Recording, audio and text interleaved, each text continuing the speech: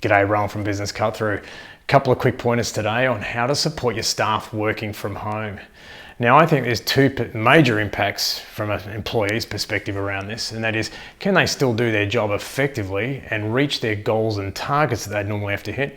And secondly, how are they dealing with that isolation and the lack of social connect, from today's environment? So firstly, making sure they have the tools in place, I think, is paramount. Those tools, like access to their normal files, policy and procedures, information manuals, research tools, etc., so they can do their job effectively. That goes without saying.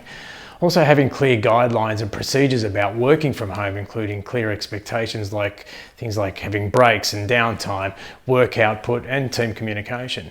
Now, the biggest issue I'm hearing about is that staff are really struggling with that social isolation aspect. Now, especially those who are involved in very social, busy cultures. With platforms like Zoom and GoToMeeting, visual communication now is very easy to maintain. Now, this is where communication is king, and that starts from the top. I think weekly communication from the leaders is very important now to keep people aligned to that purpose and vision of the business. Now, this can be as easy as sharing customer wins, good news stories, or how the business is tracking financially, especially in this changed business environment.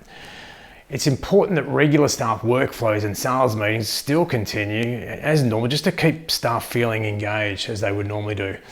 Now, from a manager's or a team leader's point of view, I think it's also good to have those structured, regular, daily check-ins with individuals, just to see how they're going, how they're feeling, and to keep them, on top of their goals and their productivity issues.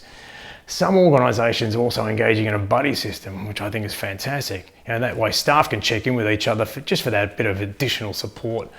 Finally, making sure staff also pick up the phone rather than just, texting and emailing. This really helps with that social, connection piece, to keep them engaged with each other.